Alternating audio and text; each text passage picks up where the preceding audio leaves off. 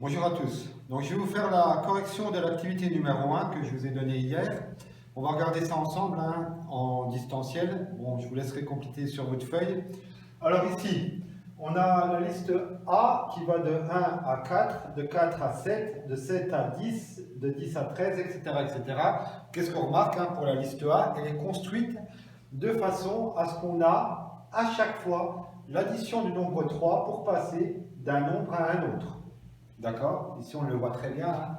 1 plus 3 qui va nous donner 4, etc., etc. Donc, pour la liste A, comment elle a été construite? On additionne 3 pour passer d'un nombre à son suivant.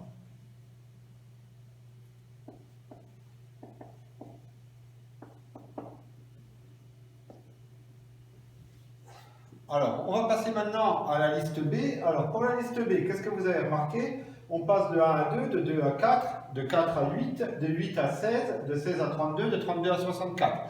Là, ici, je pense que vous l'avez vu, on va multiplier par 2 le terme précédent pour passer à son suivant. Donc, la B, on multiplie par 2.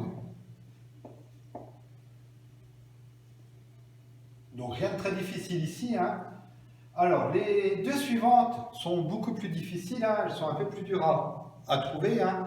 Alors ici, vous avez la liste C et la liste D. Alors en liste C, qu'est-ce qu'on a? On a du 1, du 4, du 9, du 16, du 25 et du 36. Bon, je pense que certains d'entre vous ont dû trouver, c'est ce qu'on va appeler la suite des carrés. 1 c'est 1 au carré, 4 c'est 2 au carré, 3 c'est 3 au carré, et ainsi de suite. 49 c'est 7 au carré. Donc il s'agit des carrés des nombres entiers.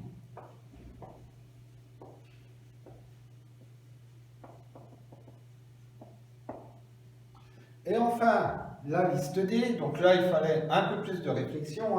Je ne sais pas si certains d'entre vous l'ont trouvé, généralement j'ai toujours des élèves qui la trouvent celle-là. C'est ce qu'on appelle la suite de Fibonacci. Donc Fibonacci est un mathématicien italien et en fait il avait construit cette suite pour travailler sur les élevages de lapins. Chose un peu bizarre, mais bon, les mathématiques servent à tout. Comment elle a été construite? Qu'est-ce qu'on voit ici? On a 0, 1, 1, 2, 3, 5, etc. etc. Qu'est-ce qu'on remarque? Si vous faites 0 plus 1, ça vous donne 1. 1 plus 1, ça vous donne 2. 1 plus 2 qui va donner 3. 3 plus 5 qui donne 8, etc. Donc on additionne les deux termes précédents pour trouver le terme que l'on cherche. Donc cette suite-là, donc on va additionner. On additionne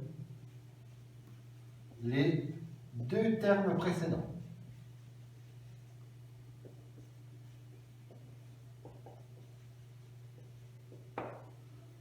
Voilà, donc je vous laisse faire la correction de votre activité. On verra ça jeudi ensemble.